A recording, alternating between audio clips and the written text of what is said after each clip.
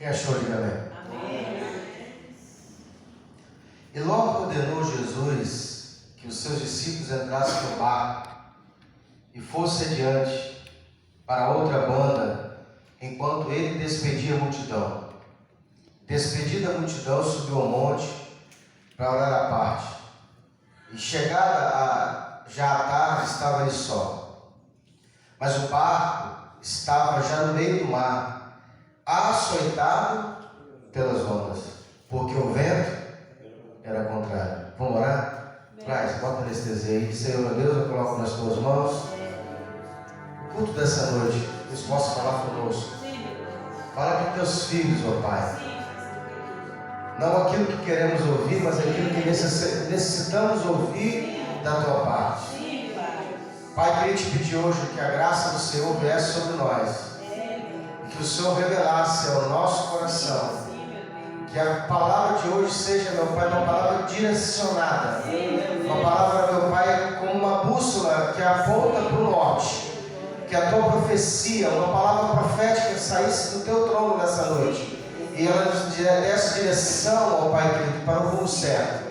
Que em meio à tempestade, em meio à noite turva, meu Pai, nós possamos, ó Pai, saber em qual direção seguir. Eu quero lhe peço nessa noite.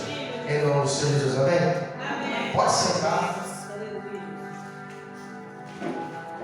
Acho que hoje eu vou pregar aqui de cima, viu, irmão? Glória a Deus, aleluia. Tu és tremendo, Senhor. No Evangelho de Mateus, capítulo 14, existe um relato. Irmãos, essa passagem para mim é uma das passagens mais profundas dos Evangelhos.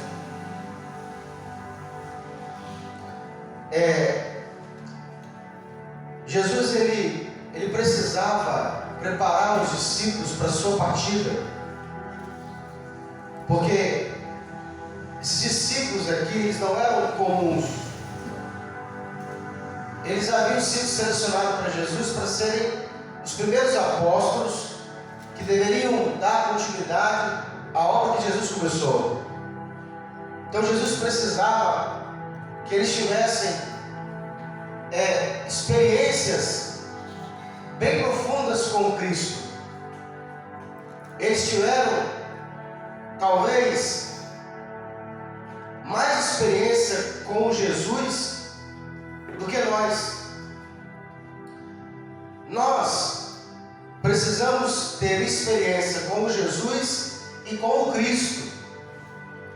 Já expliquei isso aqui na igreja, que tem diferença entre Jesus e Cristo. O Jesus é a parte terrena, é a parte natural, é a parte normal, é a parte humana que carregava o corpo de Deus. O Cristo é a parte divina. E vira e mexe, esses discípulos eles estavam em contato com essas duas naturezas. Ao mesmo tempo que eles estavam convivendo com o homem natural, o Jesus, filho de Maria,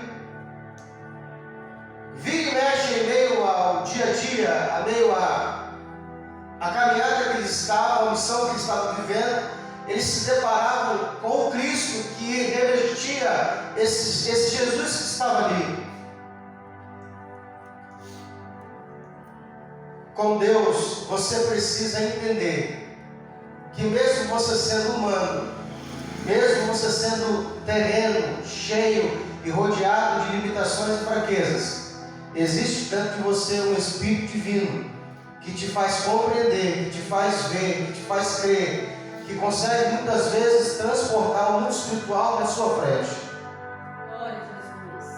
Em muitas das vezes, a gente consegue, em fração de segundo, perceber que aquilo que está acontecendo conosco não é natural.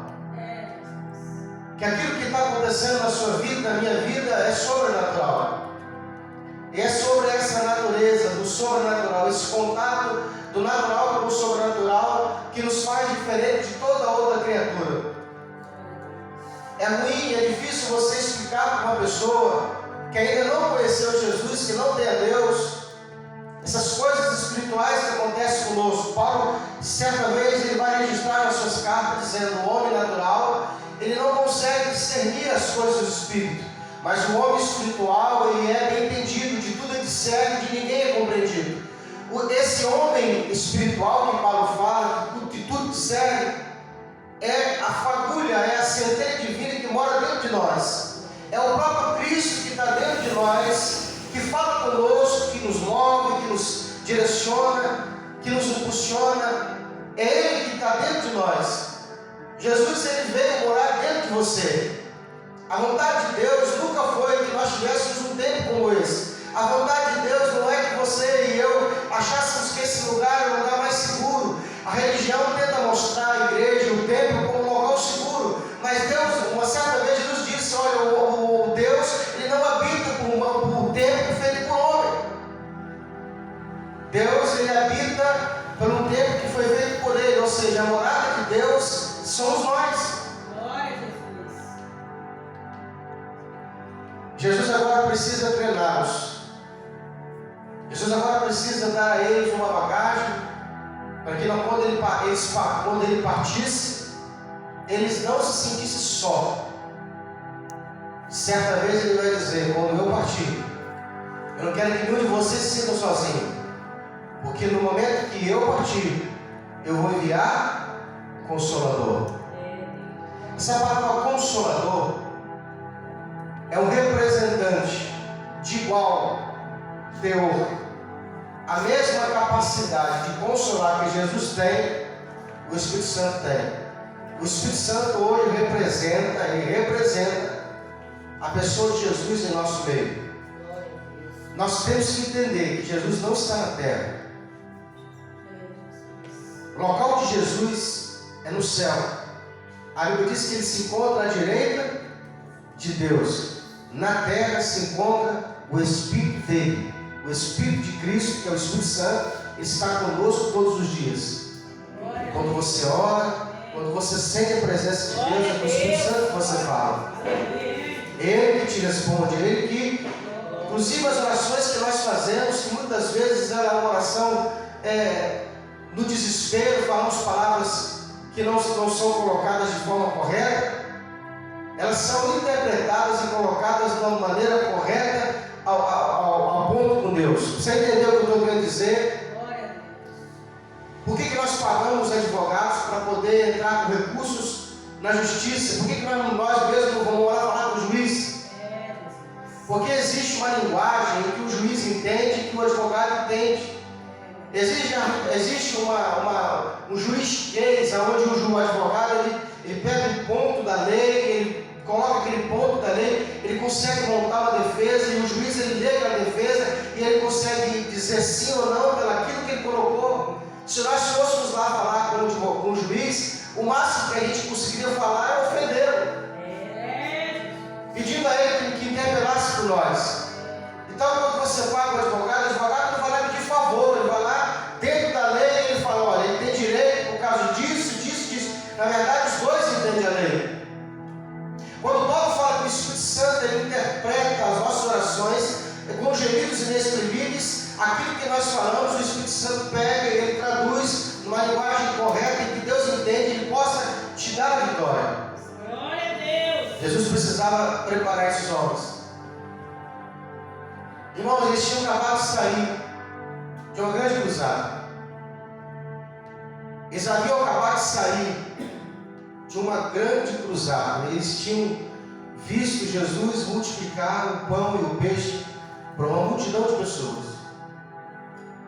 Se isso acontecesse na minha, na sua vida, se você estivesse no local onde você tivesse acabado de curar muitas pessoas, ou você tivesse conseguido fazer uma oração onde Deus tivesse operado de forma milagrosa, de uma forma sobrenatural, quando acabasse o culto, você se despedisse das pessoas, a primeira coisa que você faria é ir para uma pizzaria, ir para um franguinho, comemorar, porque Deus nos abençoou. A Bíblia diz que Jesus ele não foi para a churrascaria, ele não levou os discípulos para comer um franguinho, ele não ligou para o iFood da época para pedir uma pizza para eles comemorarem. A Bíblia diz que Jesus despede eles, pedindo que eles atravessem do outro lado, que eles entrem no barco, ao ponto de chegar ao ponto de ordenar. O texto diz: ordenou a eles. Se diz ordenou porque mandou, usou autoridade. Às vezes a gente está falando com a pessoa e a pessoa não está entendendo, e você tem que usar a patente. Às vezes você fala com o seu filho, o seu filho não compreende, você fala: estou te dando uma ordem, não estou te dando uma sugestão, não, é uma ordem. Jesus, é assim mesmo. Quem tem autoridade, usa autoridade. Jesus usou a autoridade de líder, que havia sobre eles, e disse: e ele ordenou que eles entrassem dentro do barco. Talvez a vontade de si é que saindo daqui eles fossem para a pizzaria. Por quê? Haviam acabado de receber uma grande vitória.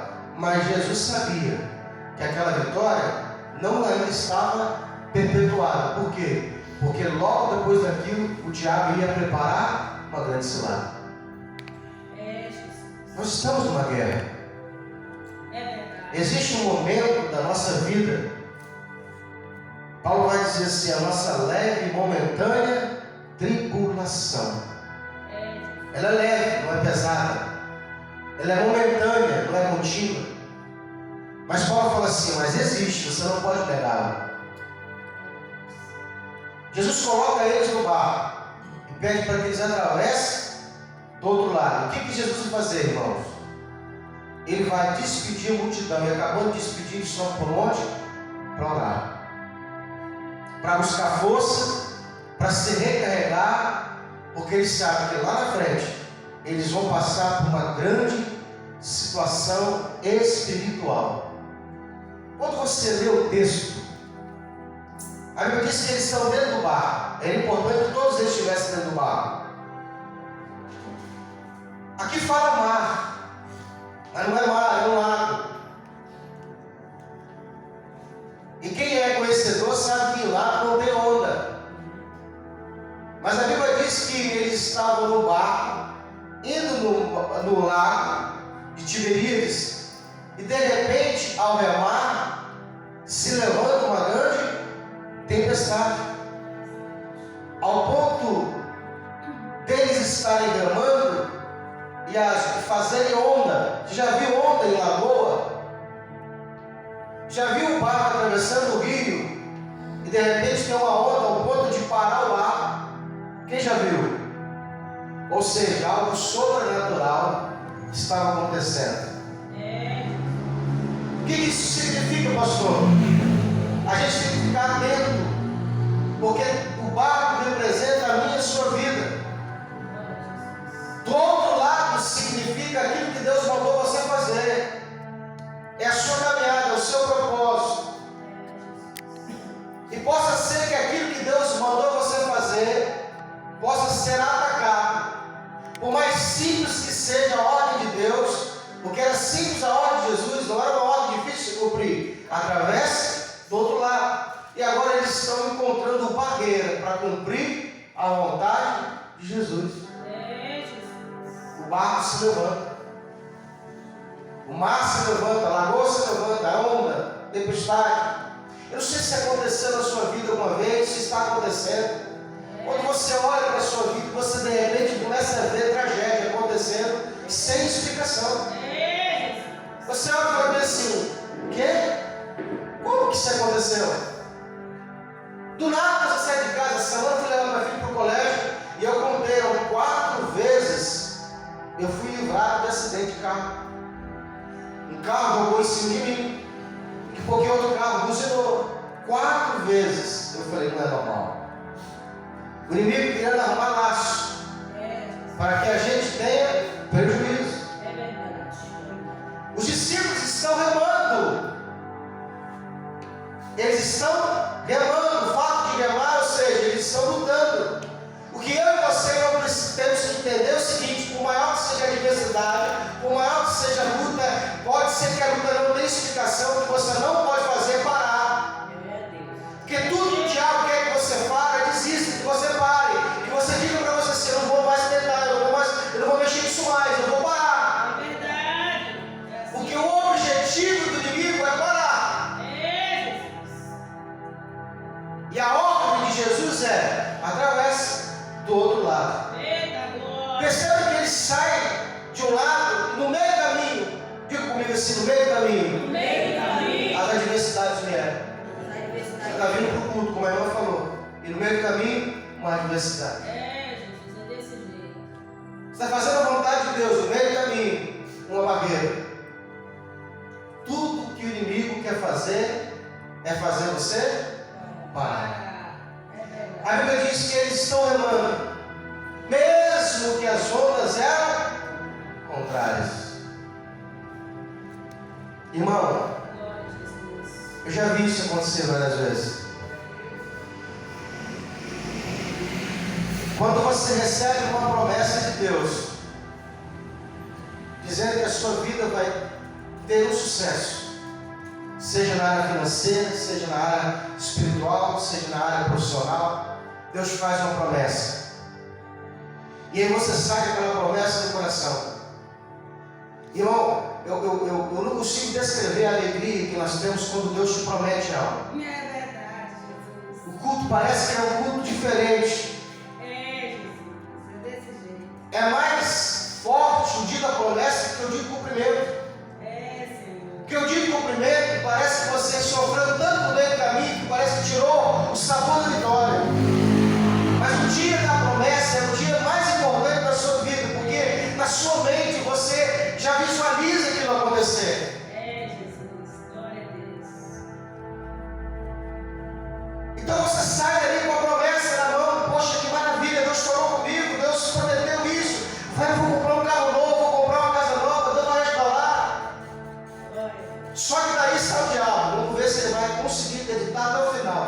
Porque eu vou fazer de tudo para ele duvidar que vai acontecer. É assim mesmo. Por isso vem o vento contrário. É desse Porque quando você olha para o seu dia a dia, no meio do caminho, diga comigo, no meio do caminho, meio caminho. todas as coisas mostram ao contrário. É, Jesus. Fica imaginando José, irmão. José acorda de manhã e Deus fala com ele que ele ia ser grande, que os irmãos iriam seguir ele, que ia ser um grande homem, ao ponto dos outros se curvarem diante dele. Dois sonhos ao mesmo tempo, os dois sonhos falando a mesma coisa. Foi só um sonho, porque dali começou então o propósito de Deus se cumprir na vida dele. Irmão, a gente leu a história, a gente sabe que no final vai dar tudo certo. Mas imagina o José vivendo essa história no dia a dia. Foi vendido pelos irmãos, traído pelos irmãos, afastado de dentro da família. Foi morar com um estranho, uma terra de estrangeira, onde ele não falava a língua dele, um pouco diferente. Quando ele pensa que vai conseguir se estabelecer para sobreviver, porque a Bíblia diz que o menino crescia e Deus era com ele, Deus abençoava a casa de Potifar por amor de José. De repente a mulher do cara se engracia do lado dele e ele vai ser preso. Injustamente. Quem já foi injustiçado? Quem já falou com Deus, Senhor, eu não fiz nada para merecer o que está acontecendo. Está me acontecendo coisas que eu não fiz por merecer. Olha para a vida de José, aquele menino não tocou na mulher, ele não cantou ela, ele não mandou um WhatsApp, ele não olhou para ela para olhar lascivo, mas a Bíblia diz que ele foi preso, acusado de ter molestado a mulher. E sabe o que mais dói, irmão? Diga comigo assim, o que, pastor? Deus permitiu. Fica imaginando o cara na cadeia, preso. Coração eu falei naquela noite. Fica imaginando José, sabe, do canto da cadeia, olhando para cima. Senhor, não sei se não tem promessa para mim, viu? Porque não dá para acreditar. Aonde eu estou, a promessa parece que não existe. As promessas do Senhor na minha vida, parece que quando eu olho, nunca vão se cumprir. Parece que aquele barco nunca vai chegar do outro lado. Porque por mais que eles remem, a Bíblia diz que o vento era contrário. Se você nunca viveu isso, se prepara, porque uma hora você vai viver. Quem quer ter promessa com Deus tem que se preparar para viver o contrário.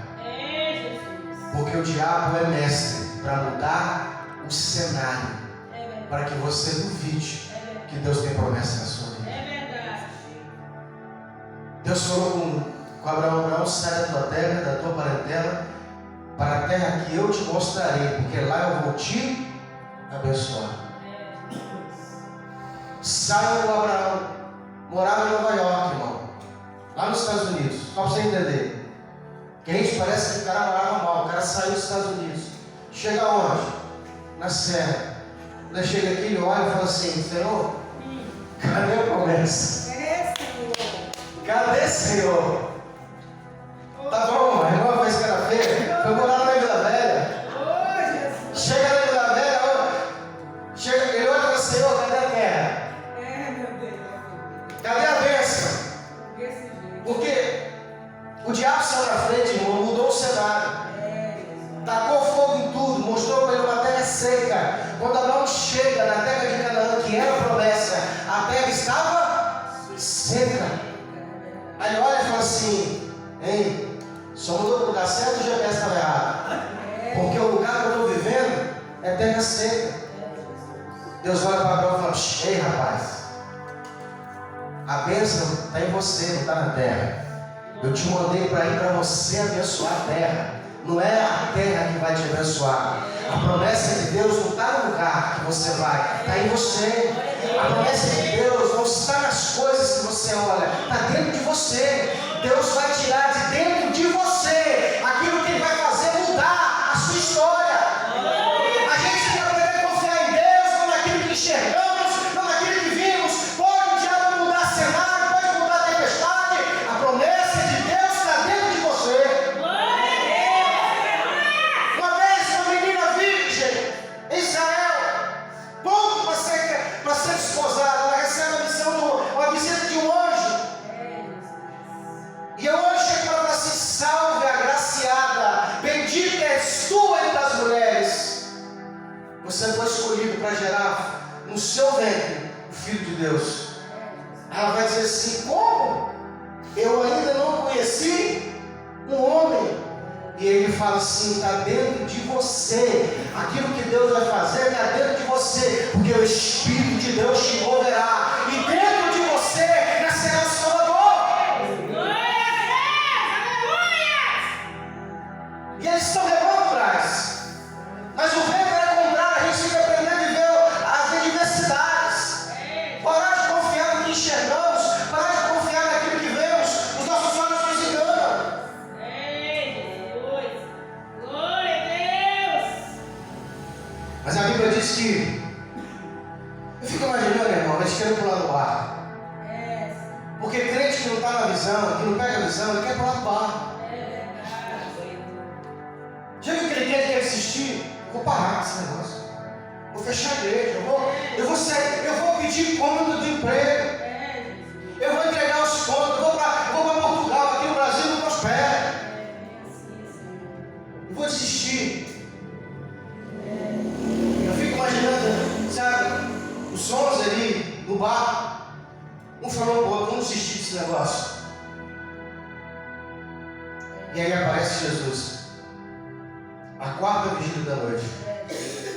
Irmão, Jesus ele veio andando sobre as águas. Só vai ver o Deus que você crê vindo sobre as águas, do modo sobrenatural, aquele que nunca desistiu de amar. Todo aquele que desistir por lá do barco não vai ver Jesus vindo em glória.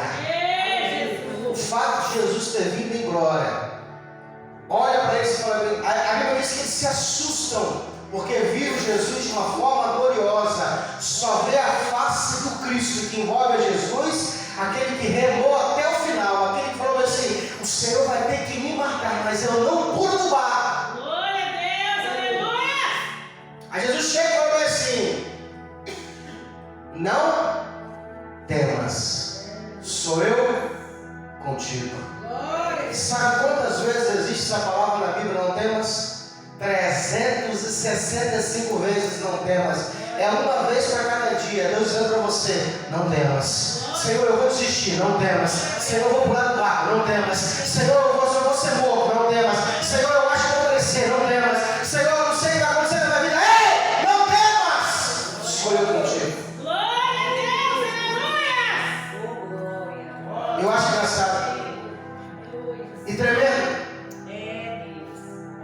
que quando Jesus chega, eu fico imaginando esse Pedro falando assim: se é o Senhor mesmo, manda ter contigo sobre as águas. Porque é assim, irmão, quando você entende que Deus quer a sua vida e você confia em Deus, aquilo que antes te colocava medo, você ri nessa história. De novo, aquilo que te faz você temer, você vai rir das coisas que te colocam medo. Pedro falou assim: se o Senhor mesmo, é Jesus mesmo, o meu mestre, manda ele ter contigo sobre as águas. Eu quero andar sobre as águas. A água representa o problema. A água representa o quê? Aquilo que colocava medo. Eles estavam com medo das águas. É Jesus, entrando lá de Pedro, então vai. E a Bíblia diz que Pedro sai e vai até o encontro com Jesus. E tudo isso aconteceu e o vento não parou de soprar. O barco não deixou de ser açoitado. O mar não deixou de balançar. Só para quando Jesus entra no barco. Ele entra no barco, tudo aquieta. Por quê? Porque na minha e na sua vida nós só teremos paz quando Jesus estiver no teu barco. Glória a Deus. Vamos ficar de pé em nome de Jesus.